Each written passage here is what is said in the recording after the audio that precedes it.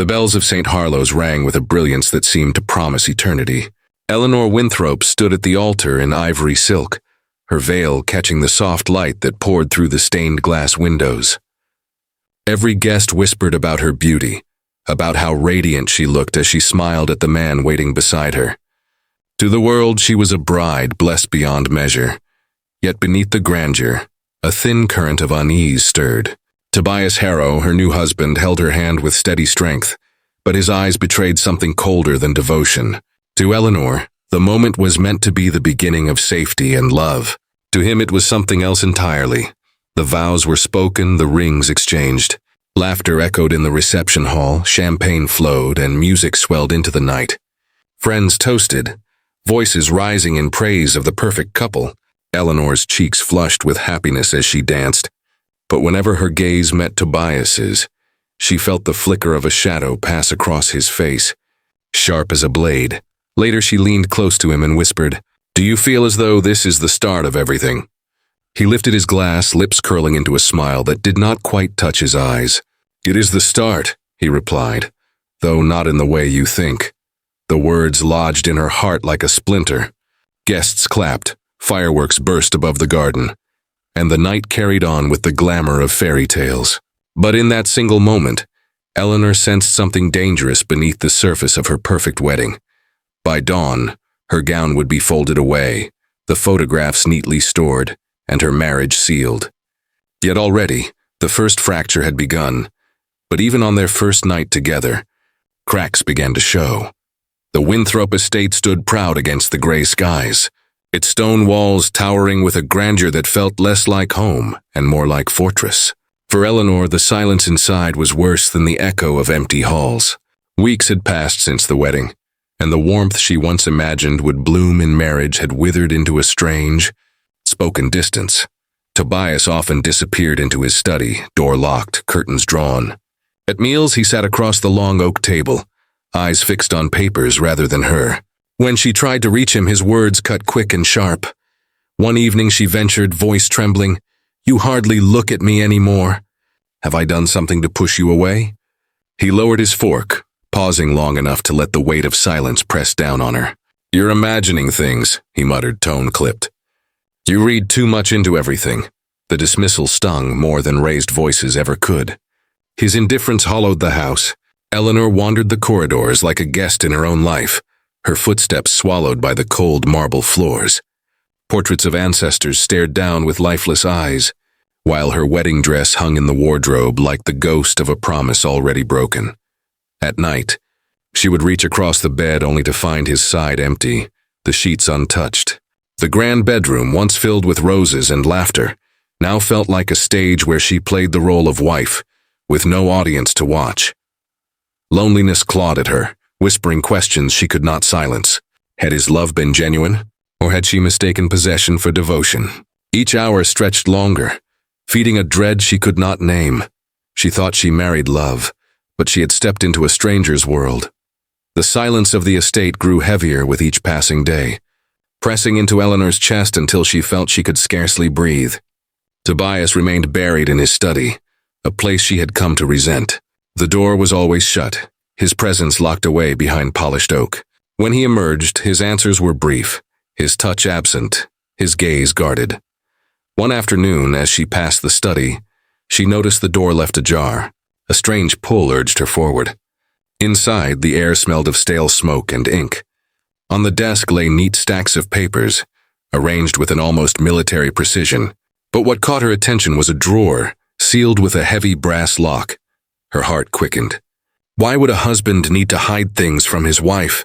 The thought refused to leave her, circling in her mind like a predator stalking its prey. At dinner that evening, she tried to sound casual. "What do you keep in that drawer of yours?" she asked, watching him closely. Tobias's fork froze halfway to his lips. His eyes flicked to hers, cool and sharp. "Work," he said flatly. "Nothing you'd understand." The words were meant to end the conversation, but instead they ignited her fear. That night, when the house sank into darkness and Tobias retreated to his chambers, Eleanor crept back to the study. Her hands shook as she knelt before the drawer, a hairpin gripped tight between her fingers. The lock gave way with a faint click, the sound loud in the midnight hush. Inside lay letters tied with ribbon, photographs of unfamiliar faces, and documents bearing names she had never heard. Her pulse roared in her ears as she lifted one picture into the light, the image of a woman staring back at her. The man she called husband was hiding someone else's shadow.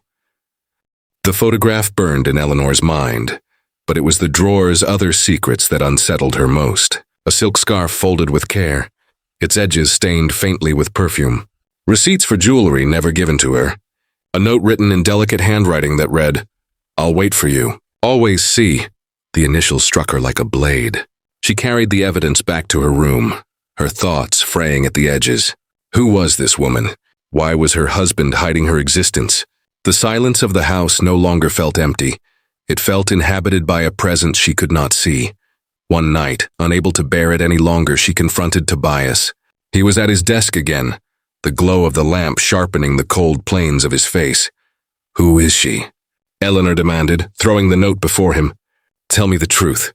His eyes narrowed as he leaned back in his chair, studying her as though she were the one on trial. "You've lost your grip, Eleanor. You twist shadows into monsters. You're imagining things." Her voice cracked under the weight of his calm denial. "Don't lie to me. I found her letters. I found her gifts."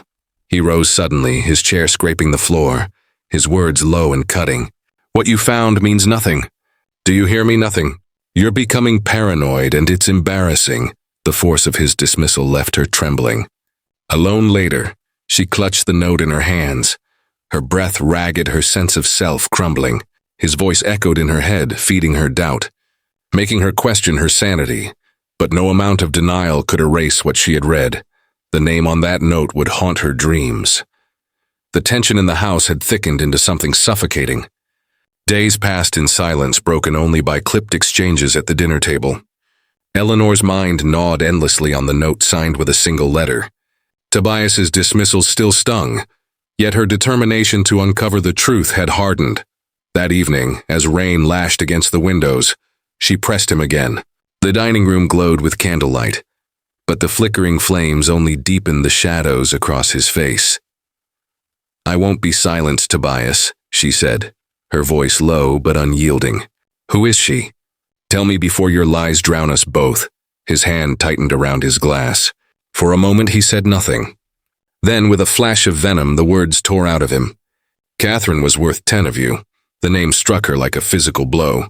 The glass slipped from his hand, shattering across the floor, red wine bleeding across the tiles like fresh blood. His mask of calm restraint fractured, revealing something sharp and dangerous beneath. Eleanor's breath caught. "You speak her name as though you loved her more than you ever loved me." He leaned closer, his expression twisted with contempt. "Love? You think any of this was about love? You were convenient, Eleanor. That is all." The word cut deeper than any knife. In that instant she saw the truth. Her marriage was not a sanctuary, but a carefully woven snare. Tobias had never been her partner. He had been her captor in silk and gold. The storm outside roared, thunder rattling the windows as if the heavens themselves bore witness. Eleanor sat frozen, every instinct screaming at her to run, to flee the man who now felt like a stranger wearing her husband's face. For the first time, she wondered if her life was in danger. The night after Tobias's venomous outburst, Eleanor could no longer bear the isolation that clung to the estate like a curse. Her thoughts churned with dread, and she knew she needed someone beyond those walls, someone she could still trust. She reached for the phone with trembling hands and dialed the only person who had stood by her, through every storm, Isolde Faircroft. They met the next day in a quiet tea room on the edge of town, the chatter of strangers offering Eleanor a fragile shield. She leaned across the table, her voice breaking. "He spoke another woman's name. He told me I was nothing. Isolde, I don't know who I married." Isolde's face hardened, her eyes glinting with something more than surprise. "Eleanor, I tried to warn you before. Tobias Harrow is not the man he pretends to be. Years ago there were whispers, women who vanished from his life, debts that never seemed to touch him, lies spun so carefully no one could prove a thing." Eleanor gripped her friend's hand, desperate. "Why would he choose me? Why trap me in this marriage?" Isolde lowered her voice. Because you have something he needs. He always has a reason. The words chilled Eleanor's blood.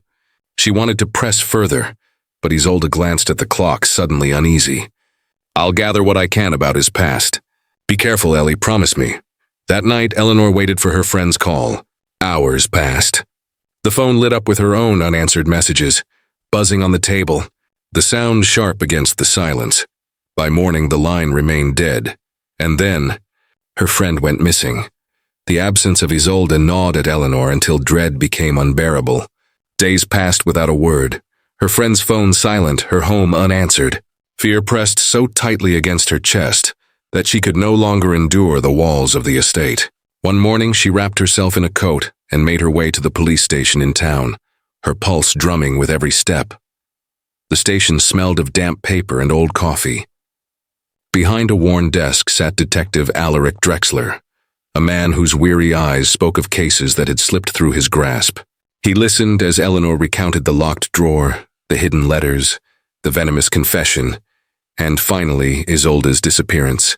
Her voice trembled, but her determination held.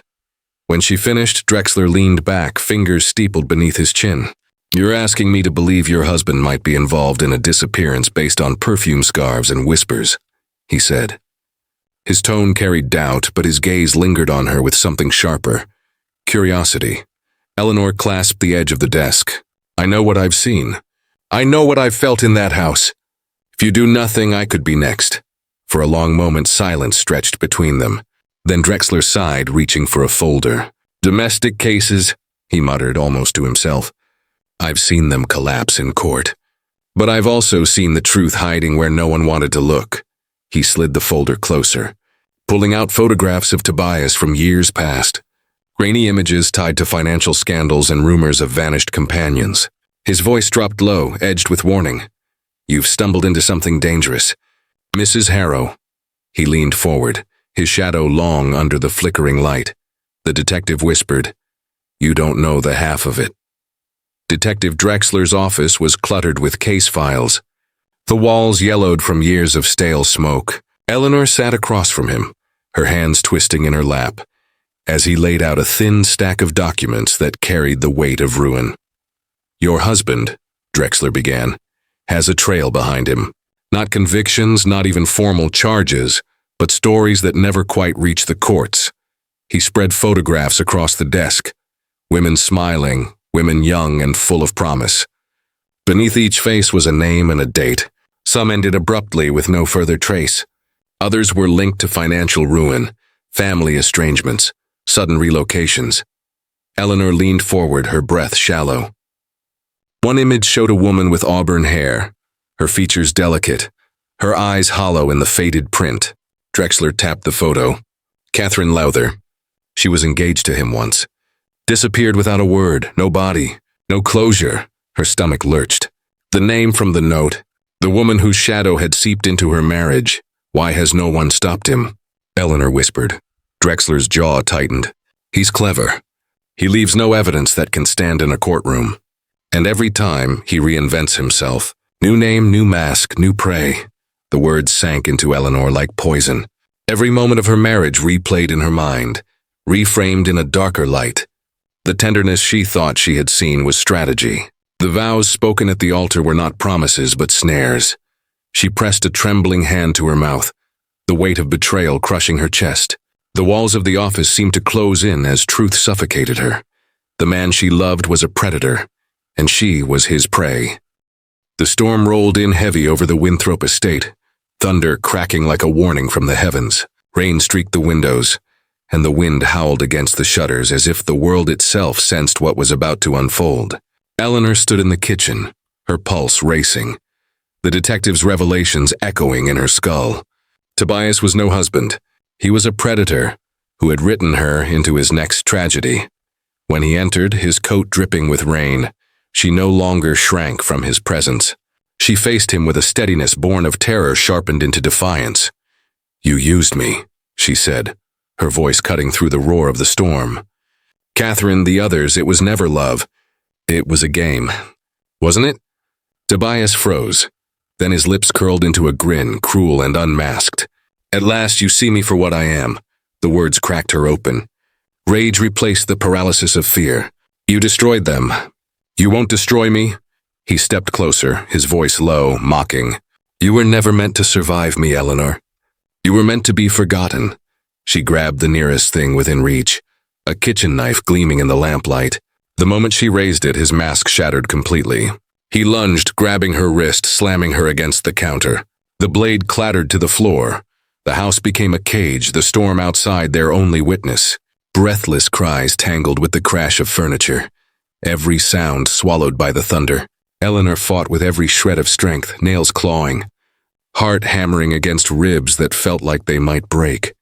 In the chaos, she glimpsed the knife glinting under the table, the choice between life and death flashing before her eyes.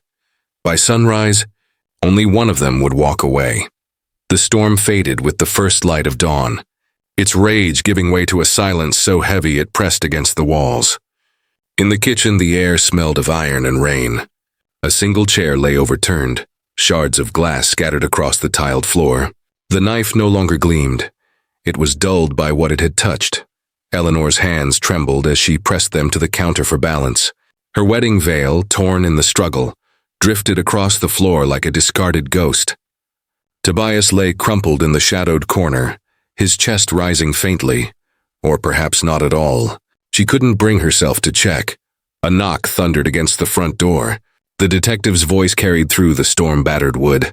Mrs. Winthrop, it's Inspector Carroway. Open the door, her breath caught. If she opened it, the truth would spill into the light, every secret and every wound laid bare. If she stayed silent, the house would keep its own counsel, burying the night in whispers and blood. She bent down, staring at the ring still circling her finger. Slowly, deliberately, she pulled it free. The gold band slipped onto the kitchen table with a hollow clang, rolling until it stilled beside the shards of the shattered glass. Mrs. Winthrop, the inspector called again, more urgent this time. Eleanor's gaze drifted to the window where the storm clouds parted, and light brushed over the fields. Her heart pounded with a terrible clarity. She knew what she had done. She knew what she must carry. Whether Tobias was alive or dead mattered less than the vow she had broken, the vow to herself. She whispered to the empty room, her voice quivering like the wind. I was never his bride. I was his escape, and in the silence after the storm, her wedding vows echoed like a curse.